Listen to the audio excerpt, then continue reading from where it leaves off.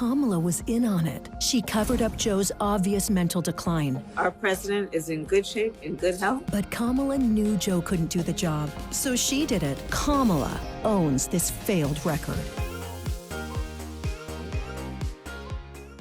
The Trump campaign wasted no time going after their new opponents in the presidential election. Take a look at this very first ad that dropped going after the prospect of Kamala Harris being president of the United States. Kamala was in on it. She covered up Joe's obvious mental decline. Our president is in good shape, in good health, tireless, vibrant, and I have no doubt about the strength of the work that we have done. But Kamala knew Joe couldn't do the job, so she did it. Look what she got done. A border invasion, runaway inflation, the American dream dead. They created this mess. Kamala owns this failed record. Make America Great Again Inc. is responsible for the content of this advertising. Now, that's a great ad, and it serves many purposes. First, it serves to remind everybody how bad the Biden presidency was. And it also preempts any attempt for Kamala Harris to separate herself from the debacle that was the Biden presidency. It's funny. I saw Jake Tapper. Jake Tapper was reacting to this ad yesterday. In fact, you know what? I want to show it to you. It's just too good. I'm sorry, Kevin. I didn't have this prepped, but I do have it at my disposal. Jake Tapper reacted to this ad in the most hilarious way, and you've got to see it because they're already doing whatever they can to run interference for Kamala Harris. They are already jumping right back into their favorite and most comfortable zone, which is we've got to protect the Democrat and we've got to stop Trump. You know, for what? A beautiful 2.5 weeks, it looked as though they had learned a lesson and that they were going to hold the Democrats and the Biden White House to some level of scrutiny, to some level of accountability after being lied to. But nope, they're right back where they belong. Take a look at this reaction from Jake the Fake Tapper. Kristen, we saw the MAGA team launch their first attack ad against Vice President Harris. Here's a clip. Kamala knew Joe couldn't do the job, so she did it. Look what she got done. A border invasion, runaway inflation, the American dream dead. They created this mess. Kamala owns this failed record. So it's interesting because they're kind of suggesting that she was like some sort of puppet master. Yeah. I love his incredulity. They're suggesting that she was in some way responsible for the policies of the administration. It's like, well, first of all, we know that Biden certainly wasn't running things very much, but the tone, the incredulity. But this doesn't make any sense. She was and now watch this analyst here give this brilliant retort. Yeah, I think that this is their attempt, as I said earlier, to try to link her to the Biden administration and say those policies are actually her policies. This is their attempt to link her to the Biden administration. Can I just remind you of something? For as long as I've been politically aware in my young life, and I am a very young man, it was called the Reagan administration. When I was aware of President Reagan, it was called the Bush administration when George Bush was president. It was called the Clinton administration when Bill Clinton was president. It was called the Bush administration when George W. Bush was president. It was called the Obama administration when Barack Obama was president. And it was called the Trump administration when Donald Trump was president. It wasn't until Joe Biden and Kamala Harris came into office that the White House did this. Remember this? They made a very big deal out of this. Jen Psaki, on her press briefings every day, kept referring to it as the Biden-Harris administration, the Biden-Harris administration. The letterhead all said the Biden-Harris administration.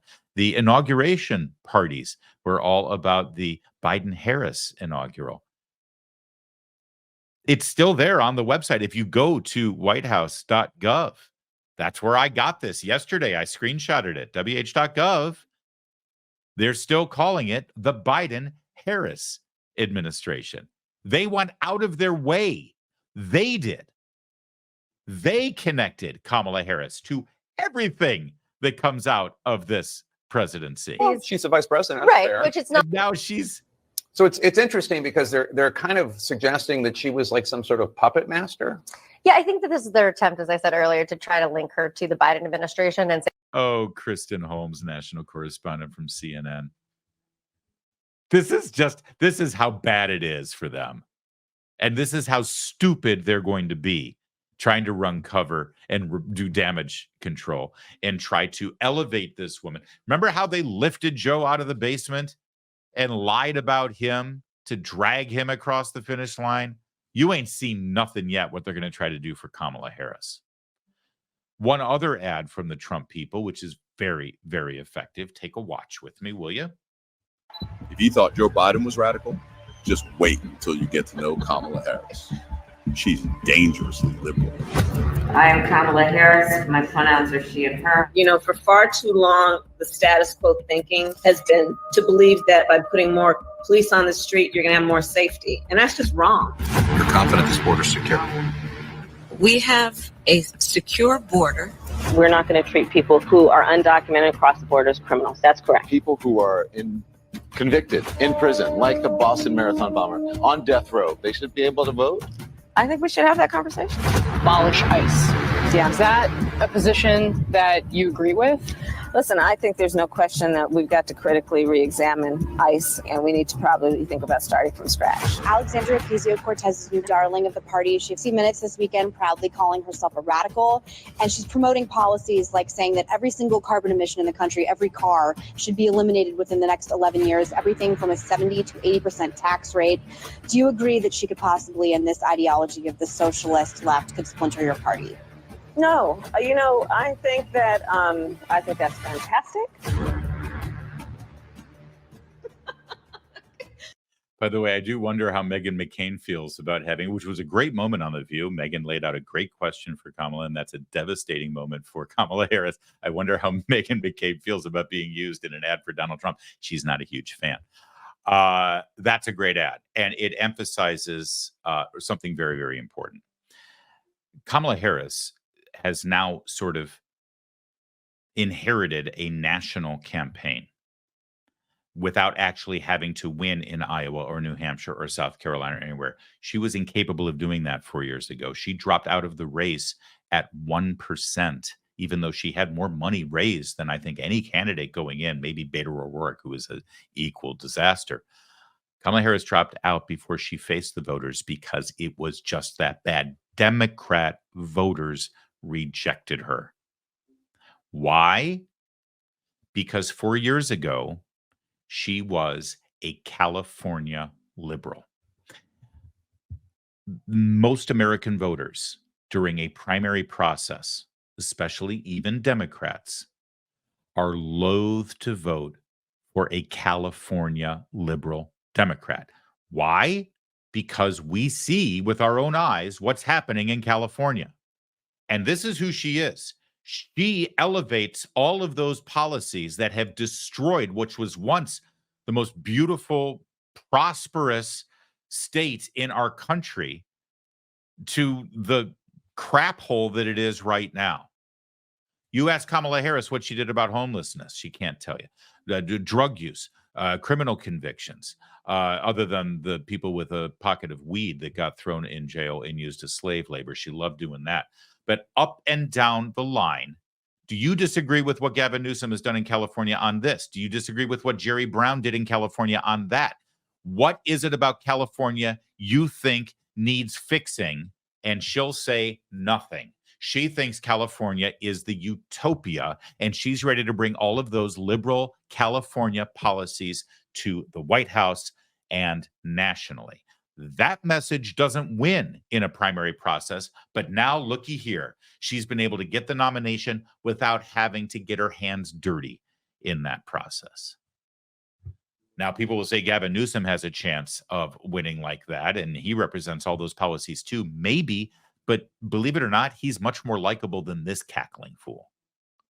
He might be able to slickly lie better than anybody else, and he'd still be able to fool voters. But ultimately, I don't think so. As long as California is the disaster that it is, for the first time in American history, more people are leaving California than going to it. And I speak as someone who lived in California the majority of my life. That's just the reality of what's going on there. And this ad is so effective because it reminds everybody this is who she is. She had a voting record to the left of Bernie Sanders. She wanted to do away with private health care. She wanted to abolish ICE. She thinks that policing doesn't make us safe. She wants to allow convicted felons, including terrorists, murderers, and rapists, vote in elections. This is Kamala Harris. So I just want you to understand what I just did there. I laid out on policy why she's wrong. Not to mention the first ad that you saw from Trump, where we laid out on the Biden administration's track record how she's wrong. So it's very clear that the perfect and most effective attack on Kamala Harris has to do with her terrible policies as vice president and her terrible policies as a California Democrat, as an attorney general, and then as a U.S. senator from that state. I tell you that in advance because we are now being told that attacks on Kamala Harris are racist and sexist.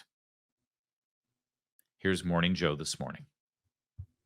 Kamala Harris, who is accomplished, who is a Black woman, and I think they're going to bump into walls, let's just put it that way, along the way as they try and run against her. The Republicans, the right-wing media, I was watching some yesterday, making fun of her voice. I mean, we're talking middle school stuff. And it's not a good look. I don't know how people respond to this, but they seem to be grasping, and that is actually what this change has created in terms of a dynamic now of a race between Donald J. Trump and Kamala Harris. It's complicated. You know, I guess in not quite knowing what the line of attack should be, the Republicans in 2024, their first instinct is just to be racist and sexist.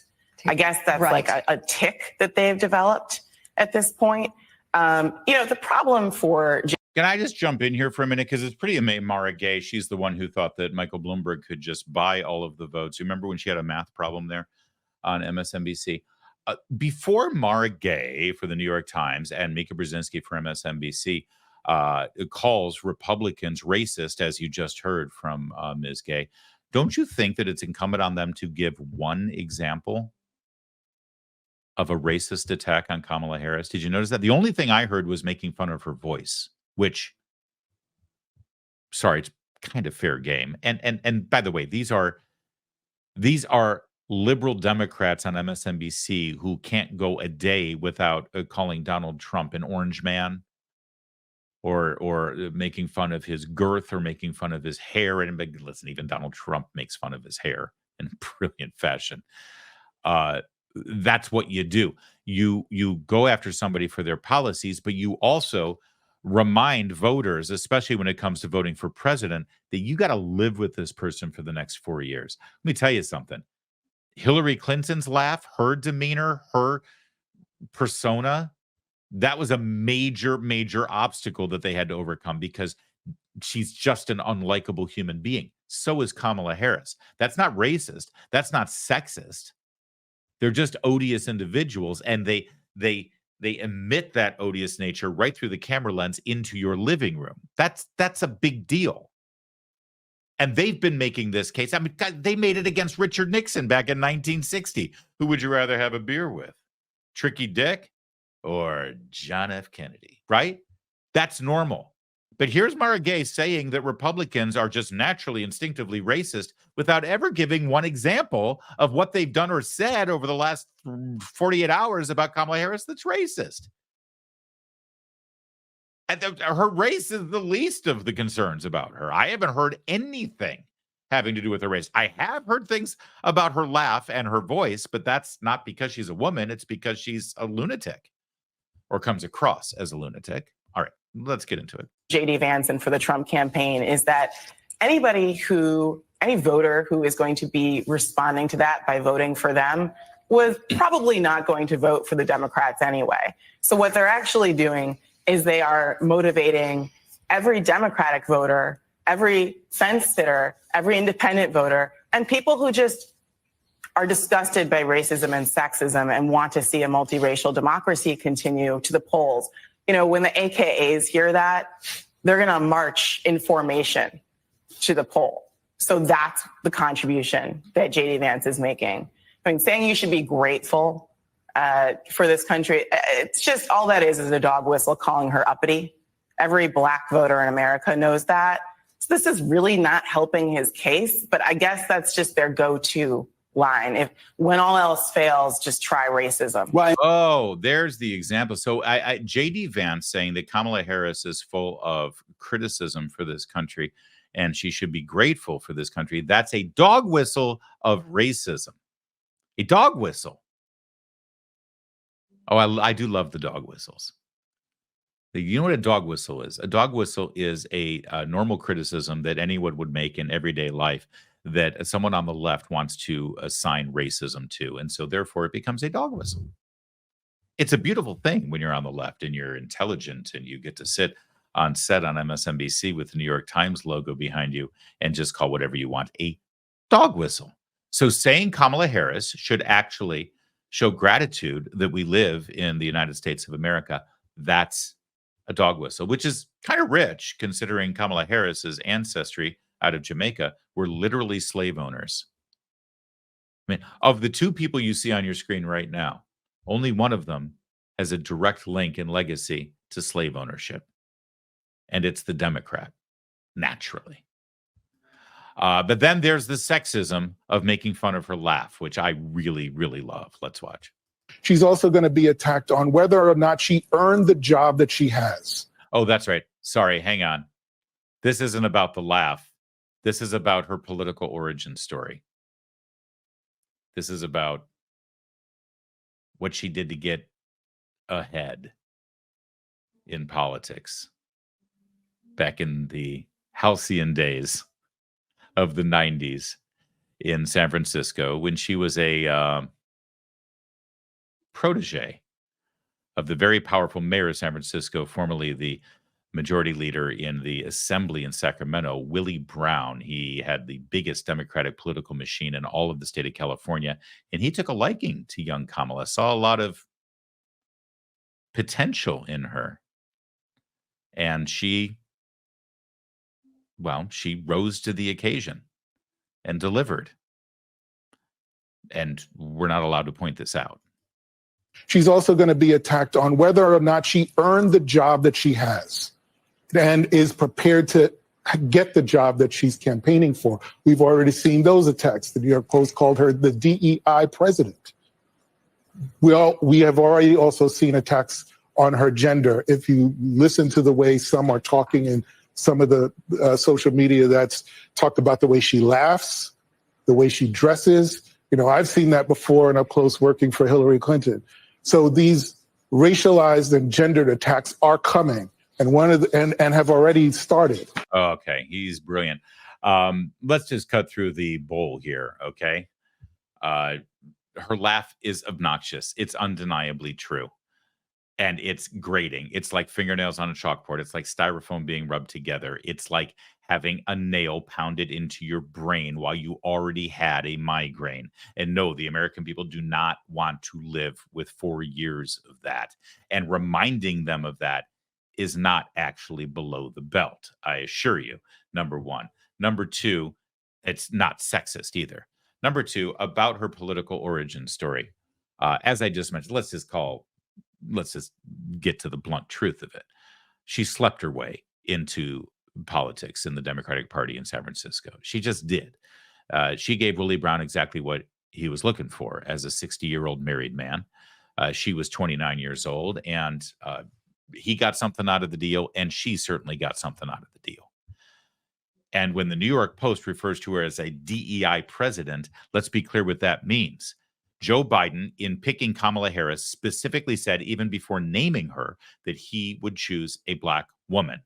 Now, when you go out of your way for diversity's sake, and inclusion for inclusion's sake, that is the definition of DEI.